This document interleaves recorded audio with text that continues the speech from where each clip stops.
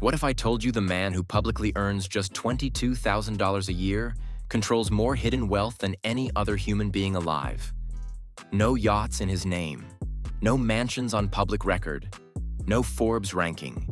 Yet multiple intelligence agencies estimate Xi Jinping sits at the center of a shadow financial empire worth over $1 trillion. This is the life they don't want you to see. The public performance. Xi Jinping plays the role perfectly. Simple suits, modest haircut, state-owned car. His official salary as president of China is roughly $22,000 per year, less than a junior manager at a mid-sized American company. He gives speeches about fighting corruption. He jails billionaires.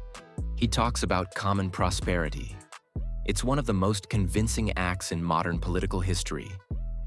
But beneath the performance is a financial reality so vast it's almost impossible to comprehend. The Panama Papers moment. In 2012, Bloomberg News published an investigation into Xi Jinping's extended family and was immediately blocked inside China. What they found was staggering. His relatives held assets worth hundreds of millions of dollars, including real estate, corporate stakes, and financial holdings registered across multiple countries. One family member alone held investments worth nearly $400 million. Bloomberg's Beijing bureau was shut out of press briefings for years after the story broke. The New York Times faced similar retaliation after reporting on the family wealth of former Premier Wen Jiabao. The message was clear. This topic is forbidden. The shadow empire. The real mechanism isn't personal bank accounts. It's control. Xi controls China's sovereign wealth funds, worth over $2 trillion. He controls state-owned enterprises that dominate entire global industries. He controls the digital infrastructure of 1.4 billion people. Through loyalty networks embedded in the Communist Party, Xi essentially decides who becomes a billionaire in China and who disappears. Analysts at the Hoover Institution describe this as a form of distributed personal wealth, where control over resources functions identically to ownership without a paper trail. The lifestyle they hide.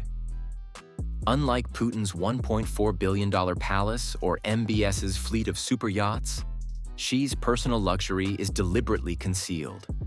What we do know: he travels in a motorcade of identical vehicles so no one can identify which car he's in. He uses a private fleet of aircraft that officially belong to the state.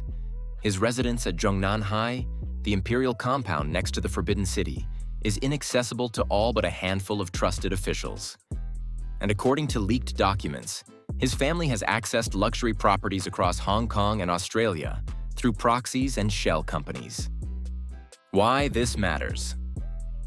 This isn't just about one man's wealth. Xi's shadow empire represents the most sophisticated merging of political power and financial control the modern world has ever seen. He doesn't need to own a yacht when he can commandeer any vessel in China's navy.